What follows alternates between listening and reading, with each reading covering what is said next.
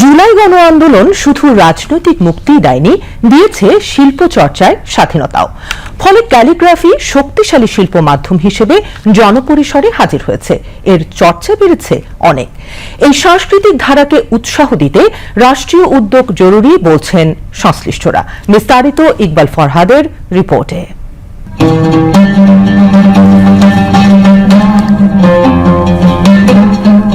বলা হয় একটি ছবি হাজার শব্দের কথা বলে। সে শব্দগুলি যখন ছবির রূপ নেয় তখন তা হয়ে ওঠে আরো অর্থবহ। যেখানে শব্দ থেমে যায় সেখানেই শুরু হয় শিল্পের ভাষা। আর ক্যালিগ্রাফি হলো সেই ভাষার অনন্য রূপ। এক ধ্যান, এক শিল্পমগ্নতা। প্রতিটি রেখায় যার থাকে এক অনুভব, প্রতিটি বাঁকে থাকে এক গল্প। একটি ক্যানভাস, রঙিন সব তুলি আর অক্ষরের সৌন্দর্য, এই তিনেই সৃষ্টি হয় এক শিল্পের মহাকাব্য। ক্যালিগ্রাফি শব্দের শাব্দিক অর্থ যদি আমরা বলি সুন্দর হাতের লেখা, এখানে আসলে সেভাবে ভাষাটা নির্দিষ্ট নেই। আজকে ৬-৭ বছরের মার্শাল্লাহ এখন সারা বাংলাদেশে ক্যালিগ্রাফির একটা কি বলবো বিশাল একটা প্রবাহ সৃষ্টি হয়েছে।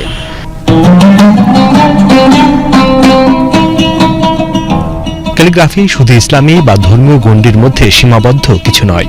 ক্যালিগ্রাফির ইতিহাস অনেক প্রাচীন। মিশরের হাইরোগ্লিফ থেকে শুরু করে ইসলামী খুশখত এবং চীনা ব্রাশ স্ট্রোক পর্যন্ত প্রতিটি সংস্কৃতি ক্যালিগ্রাফিকে নিজের মতো করে রূপ দিয়েছে। বাংলা ক্যালিগ্রাফিও তার নিজস্ব সৌন্দর্য ও বৈচিত্র্যে অনন্য।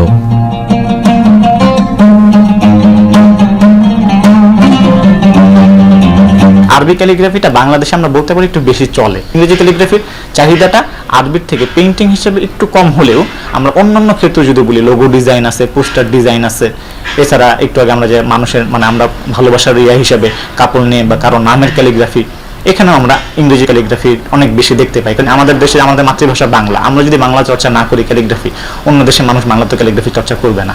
জেনারেল যে সমস্ত পেইন্টিং হয়, এই পেইন্টিংয়ের আদলে যদি আমাদের এই ক্যালিগ্রাফিটা হয় তাহলে আমার ধর্মীয় অনুভূতির জায়গা থেকেও আমি শান্তি পাবো, পাশাপাশি আমার যে ডেকোরেশন, এই ডেকোরেশনেও আমাদের এটা ফুলফিল করবে আর কি। জুলাই আন্দোলনে দেয়ালে দেয়ালে দেখা গেছে ক্যালিগ্রাফির সৌন্দর্য।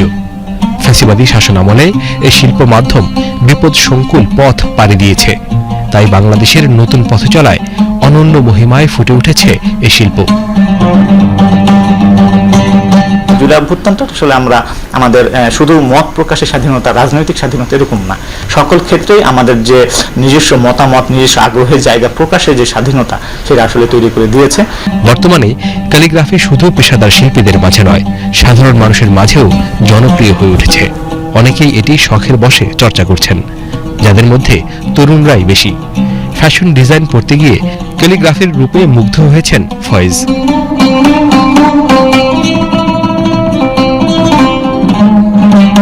আলহামদুলিল্লাহ, ক্যালিগ্রাফি নিয়ে যতদিন থেকে কাজ শুরু করেছি ভালোই সাড়া পাচ্ছিলাম।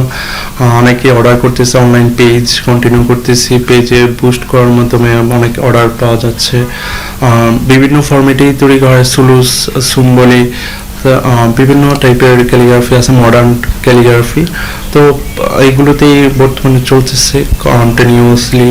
আর হচ্ছে দীর্ঘদিন যাবৎ এগুলো নতুন নতুন ফরম্যাটে করার চেষ্টা করতেছি। এটা ডিমান্ড দিন দিন তৈরি হচ্ছে অনেক বেশি। ক্যালিগ্রাফির ভবিষ্যৎ উজ্জ্বল জানিয়ে সংশ্লিষ্টরা বলছেন দরকার সবার সহযোগিতা। যে এই মুসলমানদের যে সমস্ত মানুষজন ধর্মচর্চা করেন, তাদের 16 কোটি 18 কোটি মানুষের অর্ধেক যদি আপনার বিভিন্ন ছবি ব্যবহার করেন, আর অর্ধেকের চাহিদা কই? আপনার দায়িত্বটা কি? এই অর্ধেক মানুষের ঘর সাজানো, এই অর্ধেক মানুষের মনের ক্ষুধা মেটানো, মানুষের কাছে পৌঁছানো দরকার। আমাদের কাজগুলো এক্সিবিশন করা দরকার, কিছু কিছু সাথে সাথে সরকারি পৃষ্ঠপোষকতাও দরকার। শুধু শিল্প নয়, ক্যালিগ্রাফি শেখায় ধৈর্য, মনোযোগ আর সৌন্দর্যের প্রতি শ্রদ্ধা। এই অক্ষরগুলো শুধু লেখা নয়, এগুলো আমাদের আত্মার রেখাচিত্র। আমাদের শিল্প সংস্কৃতির বৈচিত্র্যে এই মাধ্যম নিজস্ব সৌন্দর্যে বিকশিত হবে এমন প্রত্যাশা সবার। Iqbal Farhad, BTV news.